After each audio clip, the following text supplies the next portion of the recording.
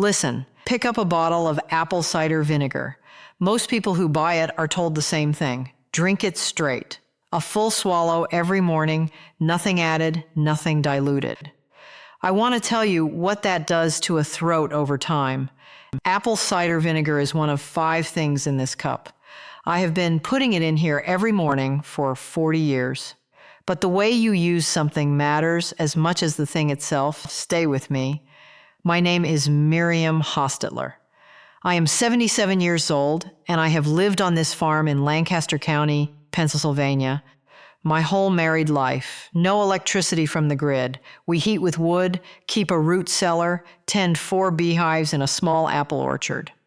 6 children grew up in this kitchen, 23 grandchildren, 9 great-grandchildren, with another on the way this fall. Between this farm and 56 years of paying close attention, I have learned a great deal about how to take care of a body without a pharmacy anywhere nearby. What I make every morning before I do anything else, I did not find in a book. It was handed to me across this kitchen table on a cold November morning in the first year of my marriage. No recipe, no explanation. Not a single word. The woman who handed it to me was my husband's mother, Mommy Hannah. She was 73 when I married into this family, and she had been keeping this farm since before my own mother was born. That morning, she set the cup in front of me, picked up her own, and said nothing at all. I drank it, warm and sharp and a little sweet all at once. Strange, but not bad. I kept drinking it every morning after that. After a while, it stopped being strange and started being mine. She never told me why 5 ingredients. That took me nearly 20 years to understand. I will tell you before we are done this morning.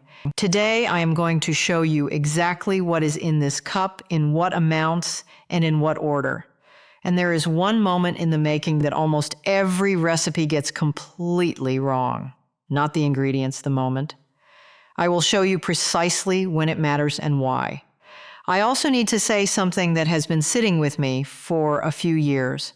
I have been watching something go around that I believe is doing quiet, slow damage to people who think they are being careful. It has to do with what is in this cup. Before I show you a single ingredient, I need to say it plainly. My neighbor Ruth Byler passed 8 years ago, and I still miss her every single week. She kept one of the finest kitchens in this county, and she was not a foolish woman. But she heard about this thing that was going around. Drink apple cider vinegar straight. A full swallow every morning, nothing diluted. Good for the digestion, they said. All manner of things, she thought. If a little is good, straight must be better. She did it for 2 months. By the end of the 2nd month, Ruth could not swallow comfortably.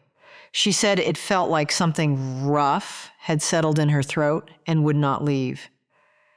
She came to me one October afternoon. She had come to return a quilt frame I had lent her, had it tucked under her arm, and when she walked through the door, I could see something was not right.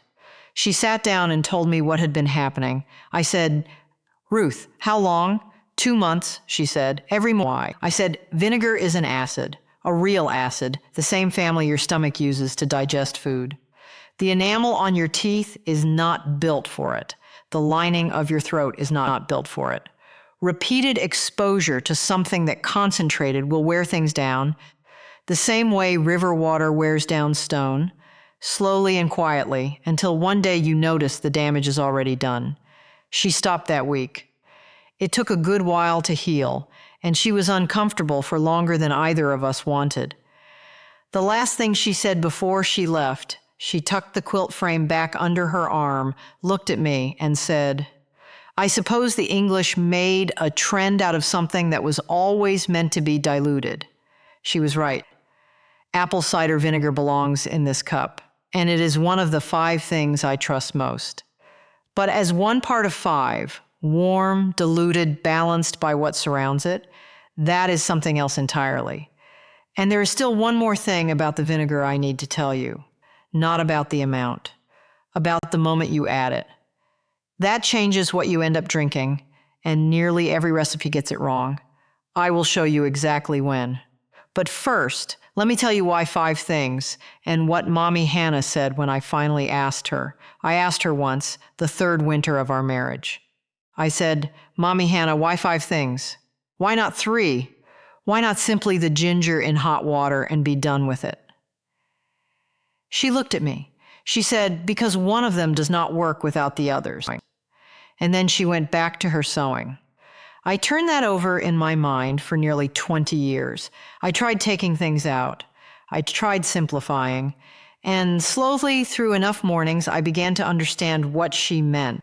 There are 5 things in this cup. 3 of them you grate. 1 goes in liquid. 1 comes thick from the hive.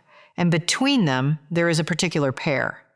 2 that seem like opposites. 1 is sharp. 1 is sweet. 1 is an acid. 1 is the oldest sweetener I know. Put them in the same warm cup, and they do something neither manages alone. The sharp thing softens. The sweet thing steadies. Together they settle each other in a way that, once you have drunk it long enough, you can feel. That is what Mommy Hannah meant. One of them does not work without the others. I almost took one of them out. The ingredient that made no sense to me for years. I will tell you which one and what stopped me when we get there. But first, before I show you a single thing I put in this cup, there are 4 things I need to say plainly. Because there are ways to use what is in here that will not help you, and one that will cause the same harm I told you about with Ruth. This is not medicine. I am not calling it that, and I am not telling you to stop taking anything a doctor has given you. What I am showing you is something I have done every morning for 40 years. First, the vinegar. 3 tablespoons, no more. Even in a warm cup, this is still a concentrated acid. 3 tablespoons is what belongs here. Second, the garlic. If your stomach is easily upset in the morning, start with 1 clove instead of 3. Work up slowly. There is no benefit in discomfort. Third, the honey. 1 teaspoon. You are not sweetening a dessert. More than that changes what the honey is doing in this cup. Fourth, never use a metal spoon to stir this.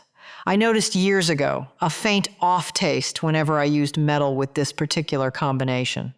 I switched to a wooden spoon and it went away. I do not know the precise reason. I know it matters. Those are the 4 things to keep in mind. Now, to the cellar. The first thing I bring up from the cellar is the garlic.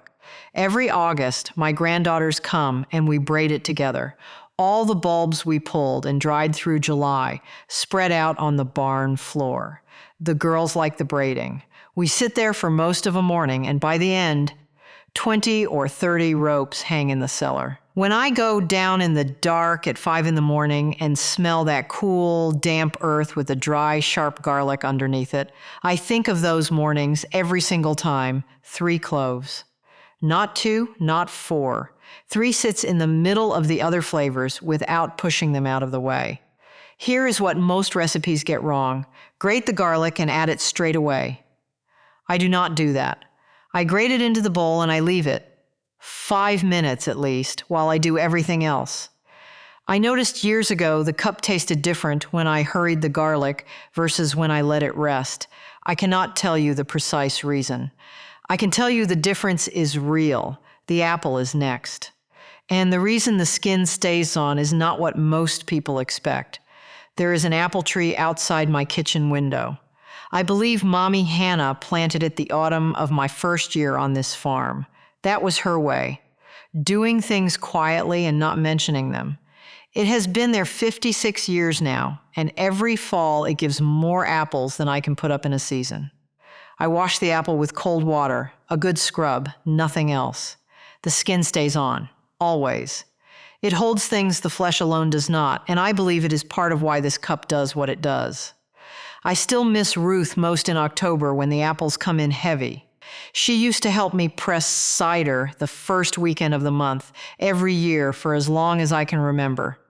She had a way of slicing apple rings for drying I have never been able to replicate, no matter how many times I watched her do it. Some things belong to the person who taught them. The ginger is next, and Ruth had something to do with this one too. The ginger I do not grow. I buy it from the English store. A firm piece, no soft spots, skin that is thin and tight. Ruth taught me to wrap it in cloth when I bring it home. Before Ruth, I set it on the cellar shelf, and half the time it dried out or went soft before I could finish it. She showed me to wrap it snug in plain cloth. Nothing damp, nothing too dry, and set it in the coolest corner of the shelf. Done that way, a good piece keeps for weeks. I think of her every single time I unwrap it, roughly the length of my thumb from first joint to the tip. I do not weigh it. After enough mornings, your hands know. Ginger is the thing in this cup that changes the whole smell of the kitchen the moment the hot water hits it. Sharp and warm and alive. You will know when it steeps. The room tells you the vinegar is next, and here is the moment. 3 tablespoons of apple cider vinegar. The kind with the mother in it. Those cloudy threads you can see when you hold the jar to the light. The filtered kind, clear and clean looking, I leave on the shelf. The filtering takes something out that I believe belongs there. 3 tablespoons.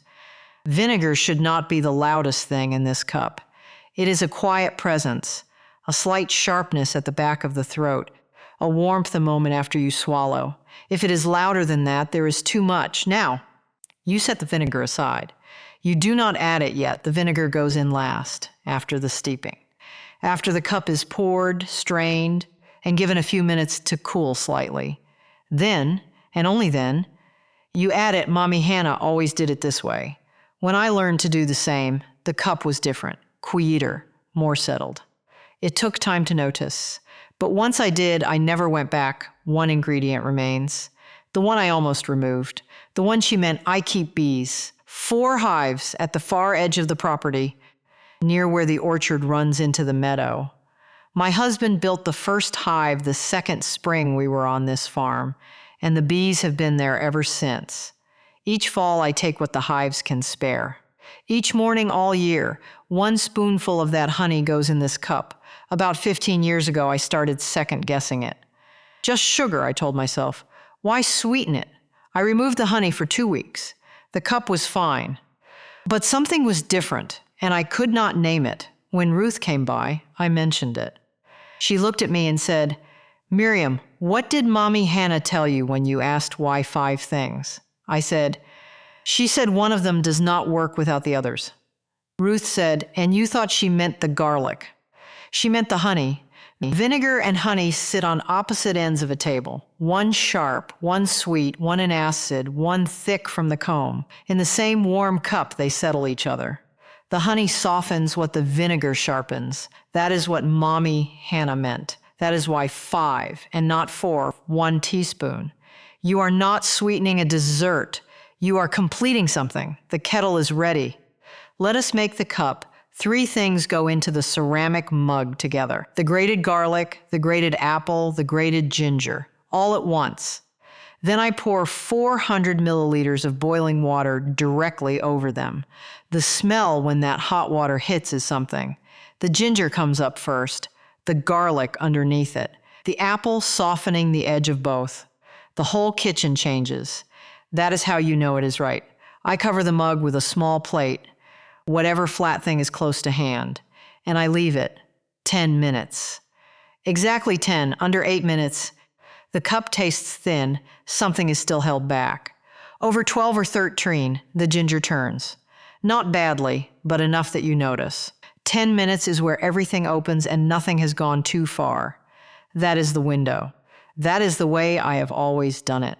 I use those 10 minutes to do the first things outside, check on the goats through the door, bring in a log for the stove, wash my hands and my grater. The cup takes care of itself. That is one of the things I like about it. When I come back in, I pour the cup through a small fine mesh strainer into a second clean mug. The liquid comes through clear and warm and faintly golden. I press the solids gently with the back of a spoon, then set the strainer aside. Now the vinegar. 3 tablespoons added to the strained cup. This is the moment, not before the steeping, not during, not straight from the bottle. Now, when the liquid has settled from a full boil to something you could hold your hand near, a wooden spoon to stir it in, not metal. That is the rule, and I have given you the reason. Last, the honey. 1 teaspoon stirred slowly while the cup is still warm enough to dissolve it. The smell shifts one final time, a faint sweetness coming in underneath everything else, not on top of it, underneath, like a foundation. And that is the cup, 5 things. 3 grated, 1 liquid, 1 from the hive. 40 years of mornings.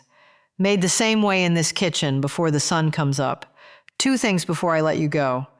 Never make more than 1 day's worth. I tried it once. A double batch in the evening, set in the cellar overnight. By morning, the garlic had been sitting in that warm, acidic liquid all night, and it had climbed over everything. The balance was gone. I poured most of it away, which is not something I do lightly. Fresh every morning. 10 minutes. That is the rule.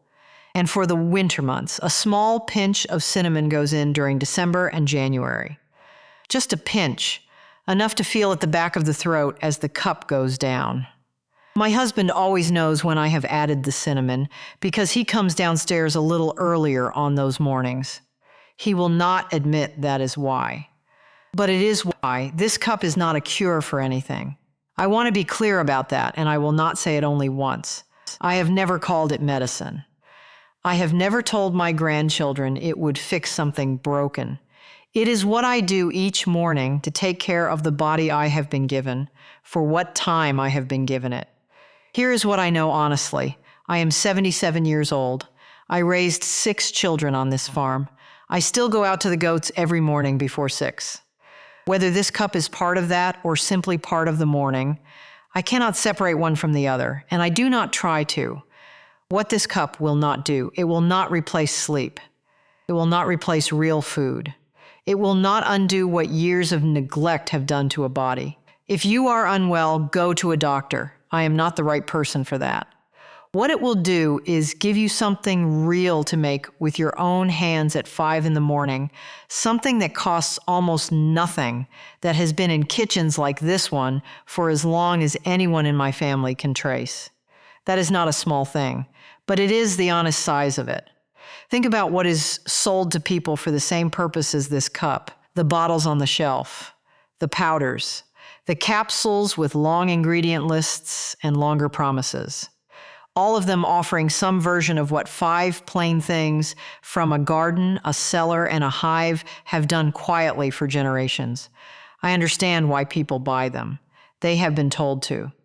They have been made to feel that without a certified process and a price tag, they cannot trust what they are putting in their bodies. That is a strange thing to believe when you think about it plainly. We never use those things.